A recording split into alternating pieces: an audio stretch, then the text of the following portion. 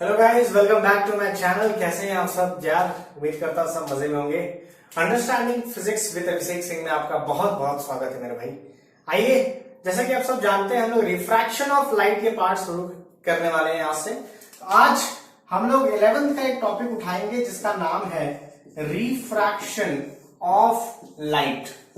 Refraction of light में दो तीन चीजें सीखेंगे बड़े ढंग से। ये टॉपिक बहुत डिटेल में है, हम लोग उतने डिटेल में जाएंगे नहीं, बेसिक बातें ही सीखेंगे। सबसे पहले बेसिक चीज सीखेंगे कि रिफ्रैक्शन क्या होता है भाई, है ना। तो असल में हुआ क्या कि आप सबको पता है कि देयर आर टू मीडियम्स, ठीक है। एक को आप मानते हो डेंसर मीडियम और एक को आप मानते हैं let us suppose rare medium, है ना। आपने देखा कि एक रे जो है, ठीक है, एक रे जो है वो डेंसर मीडियम से रेयरर मीडियम या रेयरर मीडियम से डेंसर मीडियम में जब एंटर कर रहा था तो हमारा थॉट प्रोसेस ये है कि लाइट तो स्ट्रेट लाइन ट्रेवल करती है, मतलब ये पाथ एज इट इज ऐसे निकल जाना चाहिए था। बट हुआ क्या, ये पाथ ऐसे जाना चाहिए था बट वो क्या हो गया, वो बेंड हो गया टूवर्ड नॉर्मल, ठीक है।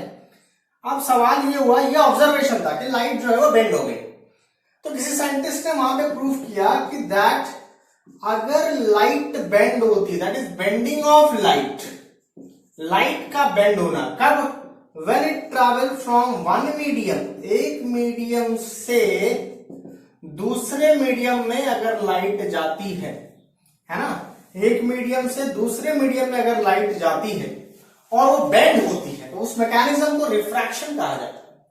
और डिटेल में ऑब्जर्वेशन करने के बाद पता चला कि when the ray travel from rarer medium से denser medium, रे जो है वो rarer से denser गई, है ना।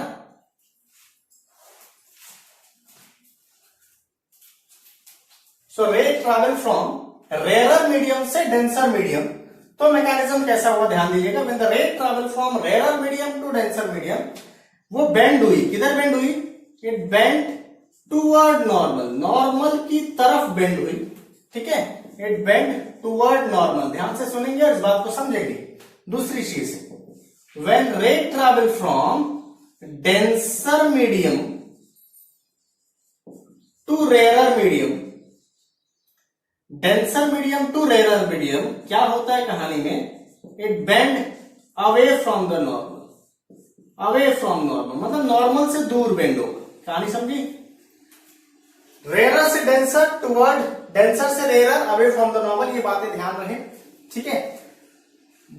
रिफ्रैक्शन का मतलब होता है लाइट का बेंड होना। कब बेंड होगी, जब एक मीडियम से दूसरे मीडियम में जाएगी। किस तरह बेंड होगी, जब रेयर से डेंसर जाएगी तो टुवर्ड और डेंसर से रेयर जाएगी तो अवे। ये बेसिक चीज है जो आपको छोटे क्लास में सिखाया जाता है और आपको बहुत अच्छे से आता भी है। नाउ मेरा मेन पर्पस ये सिखाना नहीं है, मेन पर्पस क्या है जरा ध्यान देंगे। इसे आप पॉज करके नोट कर लीजिए ताकि मैं आगे बढ़ सकूं। ध्यान से सुनिएगा, देखिएगा इन तमाम बातों को, पॉज करके नोट कर लीजिए।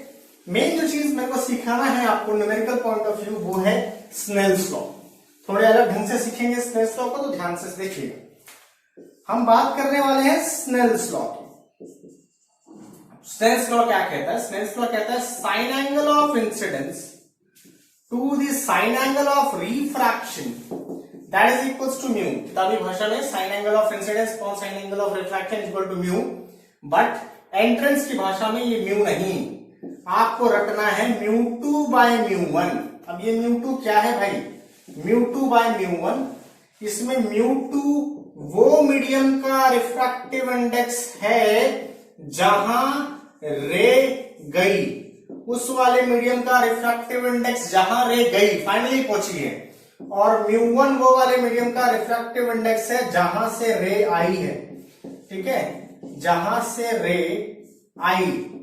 ये बातें आपको ध्यान होनी चाहिए। म्यू वन म्यू टू क्या होता है, जैसे फॉर एग्जांपल अगर मान लीजिए कि ये डेंसर मीडियम है, यानी म्यू की वैल्यू यहाँ पे 2 है, ये रेयर मीडियम म्यू की वैल्यू 1, रे ऑफ लाइट ऐसे आ रही है, ठीक है, रे ऑफ लाइट ऐसे आई, एक्सपेक्टेड पाथ ये था और ऐसे गई। तो इस सिचुएशन में आपसे पूछा गया कि बताइए म्यू वन म्यू टू क्या है, तो आप ध्यान से देखिए म्यू टू क्या है और म्यू वन क्या है। रे गई कहां, म्यू इस वाले मीडियम में, तो ये हो गया इस वाले मीडियम का रिफ्रैक्टिव इंडेक्स यानी म्यू टू। लेकिन अगर यहां पे सिचुएशन आ जाए, यही सिचुएशन क्या हो जाएगा, यहां पे हो जाएगा 1। लेकिन सेम मैकेनिज्म में कहानी अगर ऐसी हो जाए कि यही रास्ता उल्टा हो जाए, है ना, ये ऐसा रास्ता हो जाए, लेट अस सपोज इसी का रास्ता अपोजिट हो जाए, अगर इसी का रास्ता अपोजिट हो जाता है तो μ2 की वैल्यू और μ1 की वैल्यू में क्या चेंजेस आ जाएगा भाई? तो रे अब कहां जा रही है? ये वाले मीडियम में फाइनली पहुंच रही है, तो ये हो जाएगा 1 और ये हो जाएगा 2। तो समझने की जरूरत है कि μ2 μ1 कैसे फाइंड आउट करना है, ये बात आपको पता होनी चाहिए। तो आपको रखना क्या है? μ2 by μ1, sorry sin i by sin r is equal to μ2 by μ1, ये रखना है। This is important for you all. तो आपको अगर रखना है तो इसे रटे, ठीक है। अब बातें हमने ये ऑब्जर्व किया कि जब लाइट जो है रेयरर से डेंसर गई, कहां से कहां गई? रेयरर से डेंसर गई। ध्यान से सुनना बेटा, हमने ये ऑब्जर्व किया जब लाइट रेयरर से डेंसर गई तो उसकी वेलोसिटी पहले के मुकाबले कम हो गई, उसकी वेलोसिटी पहले के मुकाबले कम होगी। व्हाट वी ऑब्जर्व कि when the light travels from rarer medium to denser medium, उसकी वेलोसिटी कम हो गई। And similarly, when we travel, what we observe when we travel denser to rarer, जब हम rarer से denser या denser से rarer travel किया तो उसकी जो velocity थी, लाइट की जो velocity थी वो बढ़ गई। तो इससे एक बात तो अंदाजा लग गया कि जो रिफ्रैक्टिव इंडेक्स है वो इनवर्सली प्रोपोर्शनल टू वेलोसिटी होता है। रिफ्रैक्टिव इंडेक्स जो है वो क्या होता है? इनवर्सली प्रोपोर्शनल टू वेलोसिटी होता है। हेंस आगे चल के जो फॉर्मूला बना, ये वाला फॉर्मूला आगे चल के अपडेट हुआ कुछ इस प्रकार, sin i by sin r that is equals to μ2 by μ1 that is equals to v1 by v2, क्योंकि म्यू का रिलेशन वेलोसिटी के साथ इनवर्सली प्रोपोर्शनल है। रेयर से डेंसर जाते वक्त वेलोसिटी कम हो जाती है, डेंसर से रेयर जाते वक्त वेलोसिटी बढ़ जाती है। तो ये मैकेनिज्म का आपको ख्याल रखना है, and that is what the mechanism is. अच्छा, और बातें क्या पता है हमें मालूम है कि जो वेलोसिटी होती है उसका फॉर्मूला होता है एन लैम्डा, है ना। जो वेलोसिटी होती है उसका फॉर्मूला होता है n lambda, and that evaluation अगर हम करें तो आपको पता है कि जब लाइट एक मीडियम से दूसरे मीडियम में जाएगा तो उसकी फ्रीक्वेंसी चेंज नहीं होती है। फिर से, लाइट एक मीडियम से दूसरे मीडियम में जाएगा तो उसकी फ्रीक्वेंसी चेंज नहीं होगी। दैट मीन्स ये कि ये फॉर्मूला और फर्दर अपडेट हो गया, sin i by sin r that is equals to μ2 by μ1 that is equals to n lambda 1 upon n lambda 2। तो ये फॉर्मूला आपको ध्यान रखना है, इस फॉर्मूले से आप बहुत सारे न्यूमेरिकल बना सकते हैं। Is it clear? पॉज करें मेरे भाई और नोट करिए। आइए, सो अभी आपने जाना रिफ्रैक्शन की बेसिक कहानी। अब जानते हैं रिफ्रैक्शन से मिलता जुलता एक और कंसेप्ट जिसका नाम होता है शिफ्ट। अब ये शिफ्ट क्या होता है जरा समझेंगे ध्यान से, बहुत अच्छी बात है, ध्यान से समझेंगे। शिफ्ट का मतलब ऐसा है कि मान लीजिए जैसे कि आप यहाँ पे एक पर्टिकुलर पॉइंट पे आप हैं, है ना, और आप एक मच्छी को ऑब्जर्व कर रहे हैं, ठीक है, और आप लोग के हिसाब से यहाँ पे एक मच्छी है जो कौन से डिस्टेंस पे है, तो यहां से सरफेस से डी दूरी पे मच्छी, कहां पे? डी दूरी पे। अब मेरा आपसे एक सवाल, क्या ये मच्छी यहाँ, ये जाहिर सी बात है ये मीडियम ऑफ वाटर है, पूरा का पूरा पानी से भरा हुआ है ना। ये यहाँ रिफ्रैक्टिव इंडेक्स का फिलहाल म्यू ले लेता हूं और इसका रिफ्रैक्टिव इंडेक्स हम 1 मान लेते हैं। अब मेरा एक सवाल आप लोगों से ये है कि क्या ये मछली आप लोगों को एट द डिस्टेंस डी पे ही दिखाई देगी या कहीं और दिखाई देगी? सोचिए, ये मछली आपको डिस्टेंस डी पे ही दिखाई देगी या कहीं और दिखाई देगी? जवाब है कहीं और दिखाई देगी। तो कहां दिखाई देगी वो? उस चीज को हम लोग शिफ्ट मैकेनिज्म से गिनते हैं। कहां दिखाई देगी, क्यों दिखाई देगी, जरा समझेंगे। तो कहानी हुआ यूं बेटा कि यहां से मान लीजिए, अब ये क्या हो गया, ये आप लोग के लिए हो गया ऑब्जेक्ट और ये हम लोग हो गए ऑब्जर्वर। और आप एक बात दिमाग में बैठा लीजिए, क्या रे हमेशा ऑब्जेक्ट से ऑब्जर्वर की ओर जाती है? कहां जाती है? ऑब्जेक्ट से ऑब्जर्वर की ओर। शिफ्ट के लिए तुम्हें एक जनरल फॉर्मूला देता हूं, खैर इसका प्रूफ है बट आप ध्यान रख सकते हैं कि μ2 by μ1 is equal to D dash by D. आप ये फॉर्मूला ध्यान रखेंगे, बस ये फॉर्मूला ध्यान रखेंगे तो डेरिवेशन से बच जाएंगे, हेवी डेरिवेशन से बच जाएंगे। क्या याद रखना है? μ2 by μ1 is equal to D dash by D. फिर से μ2 क्या, वो वाले मीडियम का रिफ्रैक्टिव इंडेक्स जहां रे गई, μ1 क्या है, वो वाले मीडियम का रिफ्रैक्टिव इंडेक्स जहां से रे आई है। डी डैश क्या है भाई? डी डैश एपरेंट डेप्थ कहा जाता है इसे। एपरेंट डेप्थ मतलब दोनों दूरी सरफेस से ही नापोगे, लेकिन वो होगा वो पोजीशन, डी डैश वो जगह होगी जहां पे एक्चुअली में आपको रे दिखाई देगी, होगी नहीं बट दिखाई देगी आपको, है ना। और रियल डेप्थ यानी कैपिटल डी जो है, सॉरी ये जो डी आप देख रहे हैं that is the real depth, मतलब एक्चुअली में मछली कहीं और है और आपको दिखाई कहीं और देगी, है ना। तो ये वो कहानी है। तो आइए समझते हैं। जैसे मान लीजिए सिंपली आपने ये यहां से यहां तक एक सिचुएशन पकड़ते हैं, आपने एक रे निकाली ऐसे, है ना, ये रे आपने इस तरह से निकाली, है ना, ये रे यहाँ पे गई और आप सब जानते हैं अभी होगा क्या कि एक्सपेक्टेड पाथ ये है, रे हमारी जो थी वो यहां से ऐसा निकलना चाहिए था, ठीक है। तो ये एक्सपेक्टेड पाथ हम सोच रहे थे कि रे जो थी वो कुछ इस प्रकार से जाती तो ज्यादा बेटर था, तो ये पाथ एक्सपेक्ट कर रहे थे रे से, बट रे गई कैसे, ऐसे गई। क्यों? जाहिर सी बात है, डेंसर से रेयर में जाएगी तो bend away from the normal हो जाएगी, तो ये बेंड हो गई। आपने इसको पीछे जब खींचा तो ये वो पोजीशन मिला, ये जो हाइट आपको मिल रही है, जो दूरी आपको मिल रही है that is your D dash. ये जो दूरी आपको मिल रही है इसे कहते हैं डी डैश, मतलब मछली यहां पे है। ध्यान से देखना और सुनना इस बात कि मच्छी है यहां पे, लेकिन तुम्हें दिखाई यहां पे देगी बेटा, तुम्हें यहां दिखाई देगी, वो एपरेंट डेप्थ पे दिखाई देगी, यहां नहीं दिखाई देगी, यहां दिखाई देगी, डी डैश दूरी पे दिखाई देगी, है ना। तो ये कैसे सॉल्व करते हैं? सॉल्व करने के लिए आपको याद रखना है d dash by d is equal to mu two by mu one. तो यहां बस आपको इस बात पे ध्यान देना है कि म्यू टू कौन है, म्यू वन कौन है। अब रे कहां से कहां जा रहा है, तो रे कहां से कहां जा रहा है, देखो रे कहां से कहां गया, रे कहां से कहां गया, कौन से मीडियम से जा रहा है, तो रे गया म्यू से वन में, तो म्यू टू क्या हो जाएगा इसमें, इस सेंस में म्यू टू हो जाएगा वन और म्यू वन हो जाएगा म्यू, है ना, समझ में ना। रे कहां गई में क्या आ गया, म्यू वन, तो ये म्यू टू की वैल्यू वन हो जाएगी और म्यू टू की वैल्यू वन हो जाएगी और म्यू वन की वैल्यू म्यू हो जाएगी। तो ये फॉर्मूले अगर आप पुट करते हो तो आपको पता चलेगा this is one by mu is equals to D dash by d. तो यहां से डी डैश की वैल्यू निकल गई बेटा डी बाय म्यू। तो ये डी डैश कैसे मिलने वाला है, जो भी डिस्टेंस है उससे आप म्यू डिवाइड कर दीजिए, आपको सिंपली डी डैश मिल जाएगा। क्या मेरी बात समझ में आएगी? ठीक है, आपका पूरा खेल इस बात पे डिपेंड करता है, डिसाइड करने पड़ता है कि डी डैश और डी निकालने के लिए तुम्हें म्यू के साथ खेलना आना चाहिए।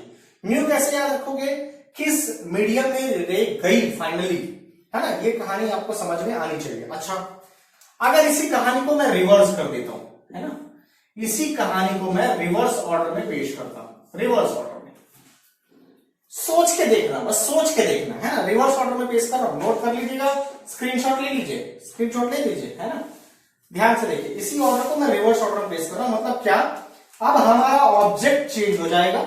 अब हमारा ऑब्जेक्ट ये हमारा बन जाएगा ऑब्जर्वर, पहले ऑब्जेक्ट था, और ये हमारा बन जाएगा ऑब्जेक्ट। मैंने कट इसलिए किया ताकि आपको याद रहे कि पहले वो क्या था, है ना, पूरी कहानी रेड से समझेंगे। अब रे कहां से कहां जाने वाली है, ऑब्जेक्ट से ऑब्जर्वर में। तो सिंपल सी चीज मैं आपसे पूछूंगा कि म्यू टू और म्यू वन की वैल्यू बताइए।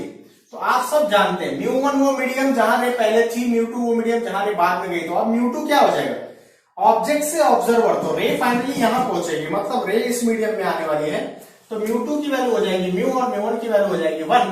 तो कहानी ये हो जाएगी, अगर इस फॉर्मूले में पुट करते हैं तो ये हो जाएगा mu by one that is equal to D dash by d. तो डी डैश की वैल्यू आ जाएगी म्यू डी, है ना। तो आप देख सकते हैं कि पहले सिचुएशन और दूसरे सिचुएशन में आंसर अलग अलग है। अच्छा, इज इट क्लियर ना। अगर आपको शिफ्ट निकालना है तो शिफ्ट क्या हुआ, ओरिजिनल पोजीशन ये थी, फाइनल पोजीशन ये थी, ये जो दूरी आपने ट्रैवल की इस दूरी को कहा जाता है शिफ्ट। ये जो दूरी आपने ट्रैवल की बेटा इसे कहा जाता है शिफ्ट। अब शिफ्ट कैसे निकलेंगे, ध्यान से देखेंगे सब। शिफ्ट कैसे निकलेगा, तो शिफ्ट निकालना कोई बड़ी बात नहीं है ना, शिफ्ट निकालना कोई बड़ी बात नहीं। शिफ्ट का फॉर्मूला हो जाएगा डी माइनस डी डैश। देख सकते हैं आप डायग्राम को, देखिए पूरे डी में से डी डैश माइनस कर दो, शिफ्ट आ जाएगा। ठीक है, तो शिफ्ट के आपके बहुत मेजर सवाल होते नहीं है, बट ये चीज याद रखना है that is mu two by mu one is equal to D dash by d. ये कंसेप्ट आपको याद रखना है। अगर ये कंसेप्ट आपको याद रहेगा तो ये कहानी बड़े आराम से बन पाएगी। Is it clear? नोट कर लीजिएगा, इस पे भी सवाल होते हैं। ठीक है, ये हो गया शिफ्ट का कंसेप्ट। आइए अब हम एक और कंसेप्ट सीखेंगे जिसका नाम है टोटल इंटरनल रिफ्लेक्शन। क्या सीखेंगे भाई? Total internal reflection. आइए,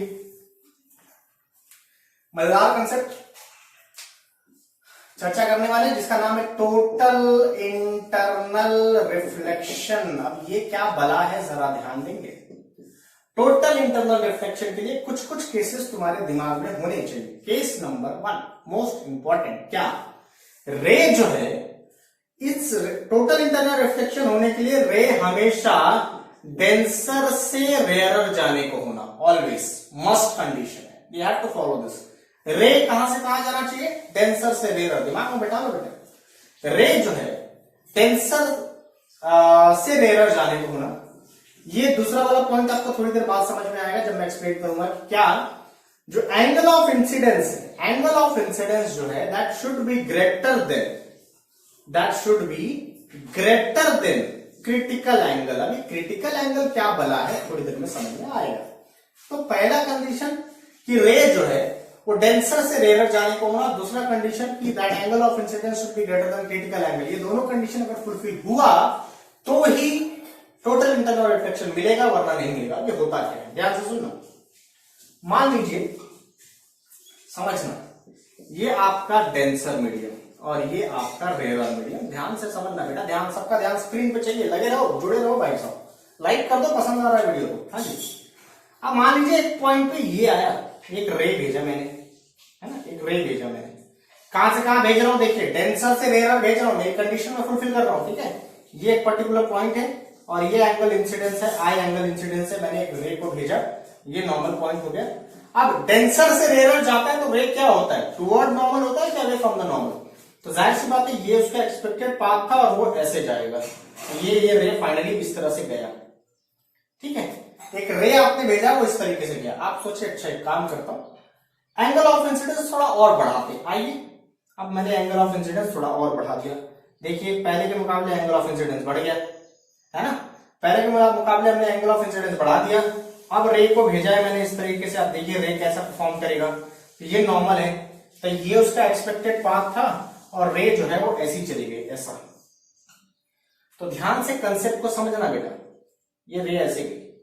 तो कंसेप्ट क्या कहता है, कंसेप्ट कहता है कि एक ऐसा एंगल ऑफ इंसिडेंस, क्या एक ऐसा एंगल ऑफ इंसिडेंट जिसके लिए एंगल ऑफ रिफ्रैक्शन 90 डिग्री हो जाए, देख सकते हैं 90 डिग्री। एक ऐसा एंगल ऑफ इंसिडेंस जिसके लिए एंगल ऑफ रिफ्रैक्शन 90 डिग्री हो जाए, उसको कहा जाता है क्रिटिकल एंगल। क्रिटिकल एंगल क्या, तो क्रिटिकल एंगल वो एंगल है जिसके लिए एंगल ऑफ रिफ्रैक्शन 90 डिग्री हो जाए। क्रिटिकल एंगल वो एंगल है जिसके लिए एंगल ऑफ रिफ्रैक्शन 90 डिग्री हो जाए।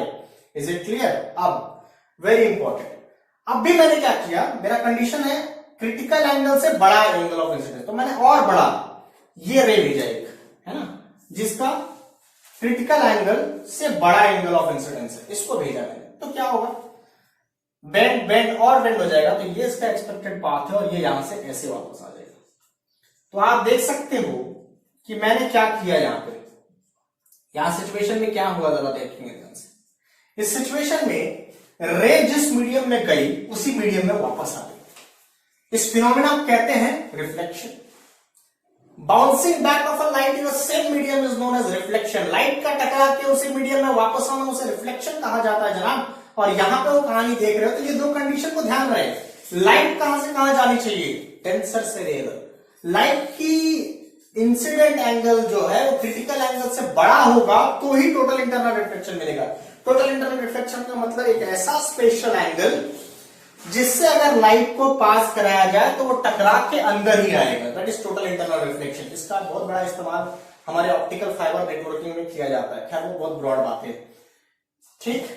अब मेन सवाल है कि क्रिटिकल एंगल निकालने का क्या कोई फॉर्मूला है, yes there is a formula, but बहुत सिंपल और बेसिक रूल, आप बहुत आराम से डिजाइन कर सकते हैं, ध्यान से सुनेंगे। फॉर्मूला मालूम है, sine i by sine r that is equal to क्या, μ2 बाय μ1। मैं फिर से कह रहा हूं यही फॉर्मूला रखना है, दूसरा कुछ नहीं रखना है। अब यहां का रिफ्रैक्टिव इंडेक्स म्यू मान लेते हैं और यहां एयर मान लेते हैं, तो रिफ्रैक्टिव इंडेक्स इसका मान लेते हैं 1 और यहां का रिफ्रैक्टिव इंडेक्स मान लेते हैं म्यू। तो ध्यान से सुनना, अगर मैं आपसे सवाल करूं कि जब रे डेंसर से रेयर में जा रही है तो μ2 की वैल्यू क्या और μ1 की वैल्यू क्या, फिर से μ2 की वैल्यू क्या और μ1 की वैल्यू क्या। तो आइए ध्यान से देखेंगे तो μ2 की वैल्यू, रे कहां गई फाइनली, भाई रे गई कौन से मीडियम में, क्रिटिकल एंगल में निकाल रहे हैं। ये डेरिवेशन हमारा क्रिटिकल एंगल के लिए, तो क्रिटिकल एंगल के लिए हमारी रे जो है वो बाहर वाले मीडियम में गई, तो μ2 की वैल्यू हो गई 1 और μ1 की वैल्यू क्या होगी भाई, what is the value of μ1, what is the value of μ1, μ1 की वैल्यू हो जाएगी म्यू, तो sin i by sin r। अच्छा क्रिटिकल एंगल बनने के लिए, क्रिटिकल एंगल बनने के लिए sin r की वैल्यू कितनी होनी चाहिए 90, क्योंकि क्रिटिकल एंगल तभी बनेगा जब एंगल ऑफ रिफ्रैक्शन 90 डिग्री हो, that is equal to 1 by mu. तो यहां से आपका डेरिवेशन क्लियर हो गया, that is IC is equal to sine inverse of 1 by mu, ये ध्यान रखना है बेटा। तो एंगल ऑफ क्रिटिकल एंगल किस पर डिपेंड करता है, तो क्रिटिकल एंगल डिपेंड करता है कि किस मटेरियल से हम इंसिडेंट करा रहे हैं। दो रूल बहुत इंपॉर्टेंट, क्या क्या, रे डेंसर से रेयर जाने को होना, दूसरा angle of incidence greater than critical angle होना। ये दोनों कंडीशन अगर फुलफिल होती है तो ही टोटल इंटरनल रिफ्लेक्शन, ये प्रॉपर्टी आप ऑब्जर्व कर पाओगे लाइट में। बात समझ में आ गई। और ये डेरिवेशन आपको केवल ये फॉर्मूला याद रखना, क्योंकि इस फॉर्मूले पे न्यूमेरिकल पूछे जाते हैं, तो ये आपको ये फॉर्मूला रिमेंबर रखना है। This is very very important my dear, this is very very important. हाँ, यहां पे डेंसर टू रेयर कहा है, तो 98% प्रॉब्लम में रेयर का मतलब एयर होता है, 98% प्रॉब्लम में रेयर का मतलब एयर होता है। मैंने फिर कहा 98%, still there is a chances for 2% जहां पे डेंसर रेयर का मतलब एयर नहीं हो सकता है, हो सकता है कुछ और हो बट एयर ना हो। इसलिए आपको फॉर्मूला ये रखना है μ2 by μ1 is equals to data. तो μ2 इसलिए आपको, क्योंकि जरूरी नहीं है कि हर बार ये μ2 की वैल्यू 1 हो, कुछ और भी हो सकती है। ठीक है, अच्छे प्रॉब्लम के लिए चीज सिखा रहा हूं, ठीक है। बट बेसिक फॉर्मूला इस तरीके से डेरिवेशन डिराइव करेंगे तो आपको कंसेप्ट आएगा। तो आपने अब तक 3 कंसेप्ट जाना, रिफ्रैक्शन, बेसिक रिफ्रैक्शन, शिफ्ट और total internal reflection. Is it clear? Pause करें, नोट करें।